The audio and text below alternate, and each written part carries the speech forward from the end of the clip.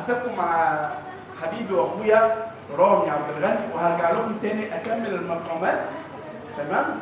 وتستمتعوا بيها وتستمتعوا برامي. تمام؟ حيوا معايا يا جماعه رامي عبد الغني.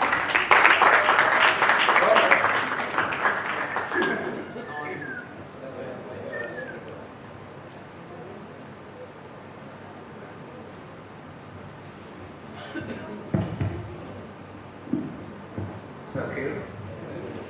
أنا رامي عبد الغني. ماشي. هنبدأ بأول واحد. فاصوليا بالعصير.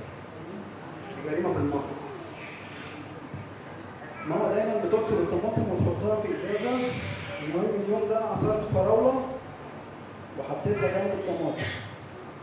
وهي بتعمل الفاصوليا بدل ما تحط الطماطم حطت الفراولة. هو مين صاحب السؤال ده؟ انت؟ لحظة واحدة.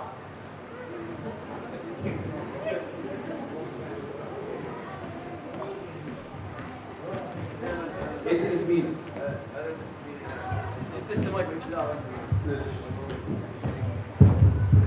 قول لي بقى. انت اللي عملت كده ولا ندى؟ مامتي. مامتك اللي عملت كده؟ لا، مين اللي عصر الفراولة اصلا؟ مامتي. مامتك اللي عصر الفراولة. انا صاحبة الجريمة كلها. مامتك موجودة؟ الحمد لله. لا مش معانا هنا، الحمد لله ربنا خليها لك. لا مش معانا هنا. لا. تمام. طب وانتوا ايه الدنيا في التفاعلات؟ يعني احكي لي الموقف. انتوا كان في عزومه عندكم؟ لا الحمد لله. طب الحمد لله ان هي جت كده سليمه. التكلفه كانت زي الفل. صدق كان في عزومه كنت انت. كان فيها فاصوليا. طبعا الحمد لله يكون فراوله ما يقدرش يتكلم. ريحه الفاصوليا كانت مرة. مربى، ما طبعا ما دي مربى سخنه دي اللي هي الهوت جامب. واللحمه استوت بزياده. زي الفل عشان مسكر. ده زي الفل وكتبت على الحلقه بتاعه. قلت لها تسلم ايديكي وكانت جميله جدا. خلصت الحلقه كلها. ما شاء الله. وكانت في نفس اليوم تمام وكل ما كانش في عزومه كنت انتوا بس الاسره بس. الحمد لله. وطبعا ايه اللي رايك في الاكل يا ابو العيال؟ ما نقدرش نفتح بوقت قوي. تمام. احلى مربى اكلتها في حياتي. خلص الطبق كلها. طبعا. انا فاصوليا زي السكر زي المربى. يعني ما هو في عشاء بعد الفطار ثاني يوم بدل ما ياخدها خيار. بس كانت جميله. حافظ على نفسك. كانت جميله. بقى الفن وشفا حبيبي. مين تاني؟